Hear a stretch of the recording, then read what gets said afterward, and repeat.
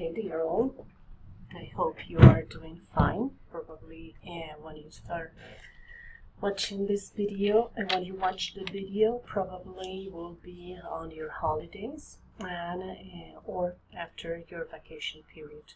In this moment, we are working on Module 4, a very interesting module because you are discussing the role of the LRC in the development of the learner's autonomy. This module has, as usual, some resources. Some of them are here outside because in case that you cannot access them from the original ones. I would like you to pay special attention on how these resources are actually describing what autonomy is and how it can be developed by means of use of technology, and that you kind of use this information to think about how the strategy that is implemented or the one that the authors are suggesting can actually support the development of autonomy. This one, Food for Thought, Robot English Teachers. It's an interesting article that I found a couple of years ago, and it's about an experience in Korea where the teachers, in a way, are robots. It's probably an idea that has come to our minds that if we use technology, teachers will be replaced.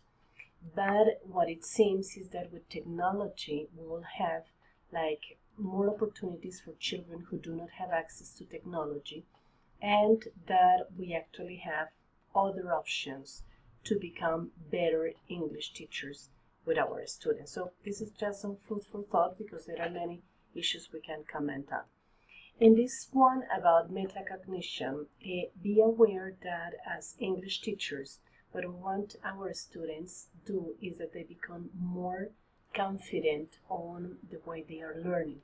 So that's why this video is actually helping us how to understand the concept of metacognition that probably you have studied that in previous courses.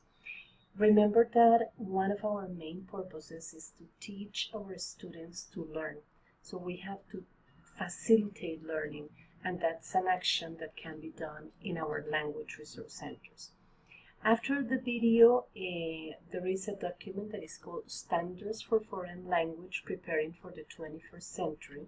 That is an interesting document also presented to you that I organize it in the format of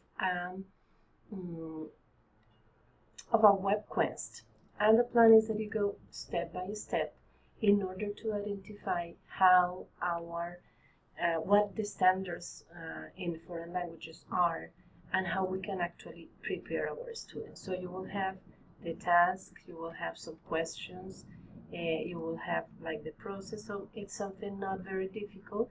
What you have to do is to skim through the test and to find and do the exercise, okay? What else do we have in the course? Once you have explored these, so the plan would be that you actually get acquainted and have more ideas on what a language resource center can do in order to support your learners. I opened here a forum for journal for you, so you can start taking notes in your personal individual journal. So nobody will see this, just you and me. So the plan is that you can actually take some notes on those key ideas that might be useful the next time that we get together. And the main activity will be here in the forum, in which once you will find the instructions, you will find some exercises. Here you will find a quiz to do.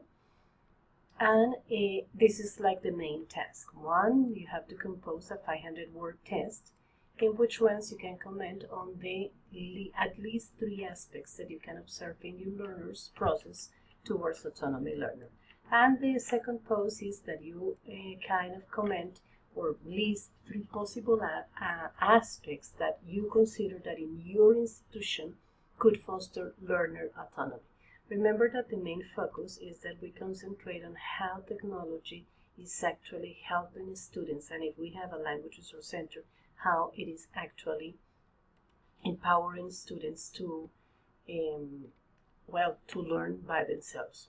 I also wanted, not in the course now, but I will post it, in the Huella Social, that is like a magazine that El Tiempo has. In the last edition of March 20, no, it was March 15th, number 19. I found that magazine very interesting. It was called Innovación Educativa, la evolución del aprendizaje.